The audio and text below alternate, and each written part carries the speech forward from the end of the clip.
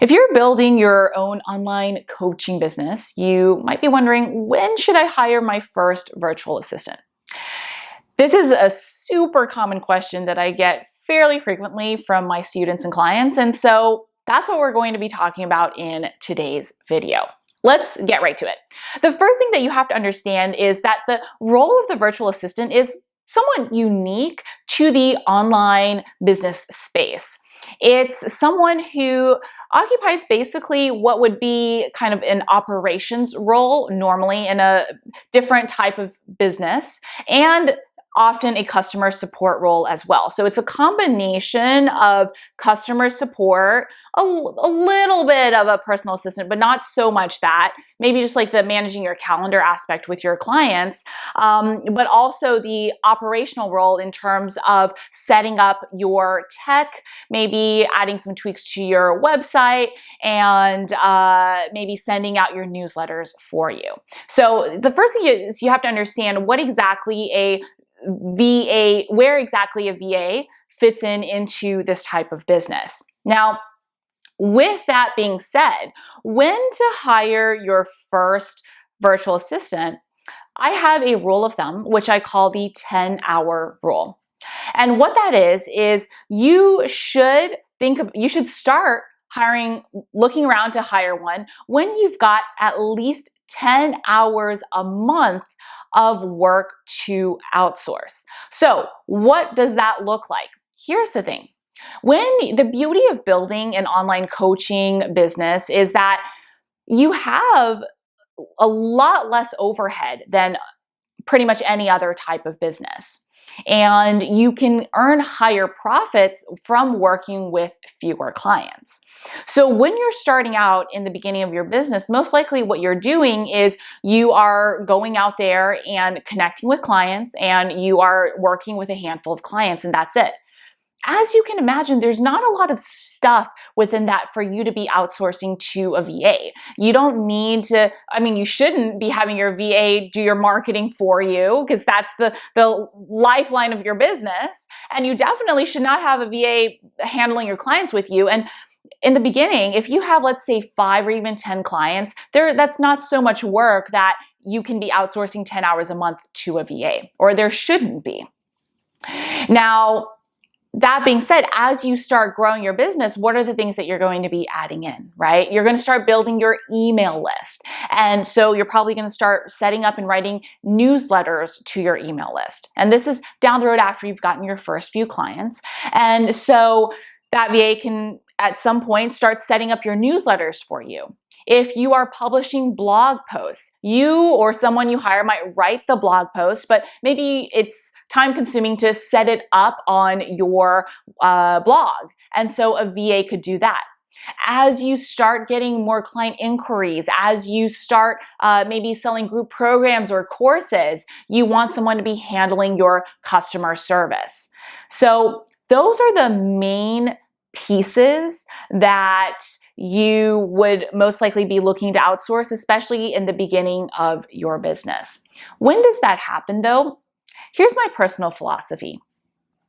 With building an online business, yes, in some cases you do have to take on a CEO role and really be thinking about the long-term strategy of your business. But it's not most likely, right? The majority of people who come to me and say, hey, Louisa, I want your help building my own online business. They're not doing it to build it into a multi-million or billion-dollar corporation. They're looking to build a business that maybe makes 6 figures, maybe more, 6 to 7 figures, but really gives them the lifestyle and the fulfillment that they want. And because of that, that means they're going to most likely have a very streamlined business. Just a few different products, a few traffic sources. They don't need 50 employees. To this day, I run a multi-million-dollar business, and I don't have a single full-time employee aside from myself. I work with a very lean team of contractors because so much of my business is systematized, right? And I only focus on a few core products and services that allow me to have a great income while living a great life and feeling very fulfilled. And so because of that, what you really want to be thinking through is those are the different categories. And with that said, what that means is you most likely want to, at least in the beginning of your business, have an understanding of how to do all of it yourself. Now, if you are not super techie, I get it. I started out not even understanding like, what is website hosting? So I started from scratch like we all do. But there are only so many things that you need to learn, and this is just another skill. No one starts out being, techie and knowing exactly how to do what. There are instructions that you can follow, and you just do it step by step so that okay, this is how I send out a newsletter to my email list. This is how I make a quick modification on my website. This is how I answer a customer support email. All the basic functions first, because you never want to put yourself with this type of business. I want to make it clear, I'm talking specifically about this. It's not like we're building talking about building a Facebook or an Amazon. With this type of business, you want to make sure that you understand what's going on in every single aspect of your business so that you never are outsourcing something just because you don't know how to do it. You can eventually outsource things that you don't want to have to be handling. Like at this point in my business, I don't handle any of my site design. I don't handle my customer support. I don't send out my own newsletters, but I know how to do it because I started out with that. And the reason you want to do that is, first, this is a good hiring 101 principle. You want to know what it is that you're hiring for so you can judge whether or not someone is doing a good job. And just saying, hey, I'm going to hire out this because I'm not good at it, I don't even want to bother with it. Well, down the road, who knows if that person is doing a good job or not? How are you going to measure, right?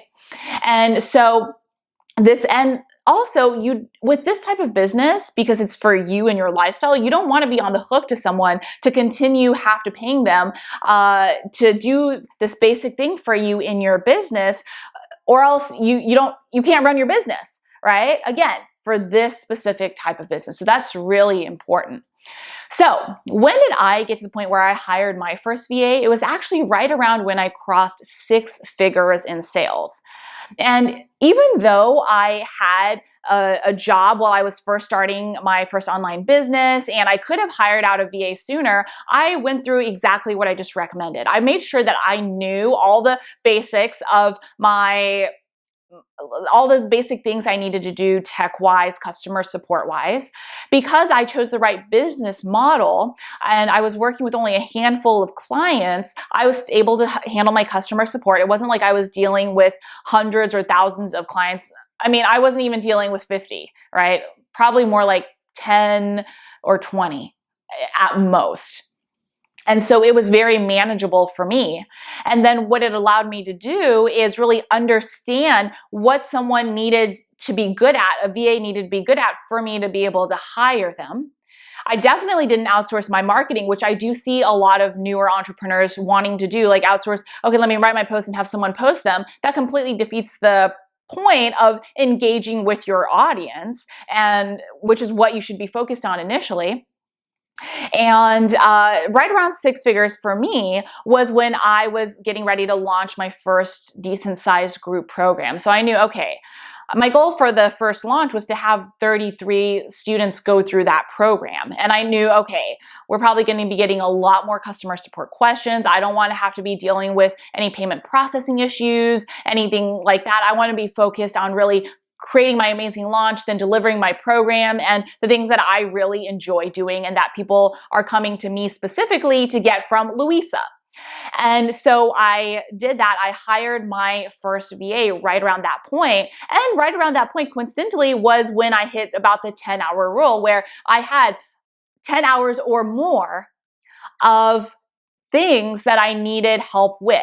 And that was mostly customer support. It was some emails. It was some help setting up the whole payment processor and hey, if you buy, you get this follow-up email, you get access to this course, the tags in our course membership site, all of that. So that was really when I didn't do it any earlier. And what that allowed me to do is it allowed me to have more income from my business that I could invest in other things that had higher impact. So things like business coaches and mentors to help me grow my business at the time, which was not this business. It was using my job skills in digital advertising to do consulting on that, right? Helping me grow that business faster, which was my goal anyways. Outsourcing to a site designer who was able to set up my site so that I could look professional and I wouldn't have to deal with that. So really just thinking through the things that I really was not going to become a professional for, right? Like site design. I definitely was not going to learn how to do more than the basics for myself. Whereas with the newsletters, the customer support, those were things that didn't take up as much time and they were important for me to learn before I outsourced them. So with that, that's right around when I hired my first VA. But what it comes down to you is I would use the 10-hour benchmark. Again, 10 hours of customer support, tech stuff. And I want to make it clear, a VA is not a jack of all trades, not someone you want to hire for site design and copywriting and everything under the sun that you don't want to do, right? That's why at the beginning I started this video with talking through the different functions that a VA fills in this type of industry.